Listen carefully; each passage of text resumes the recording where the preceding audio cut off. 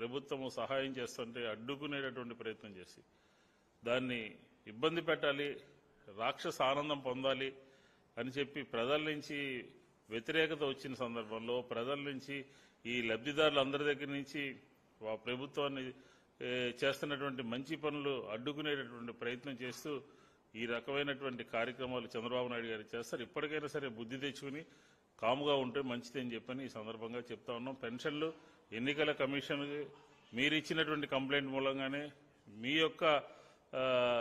మీ మనుషులు కోర్టుకు వెళ్ళడం మూలంగానే పెన్షన్లన్నీ కూడా ఆలస్యం అవుతా ఉన్నాయి.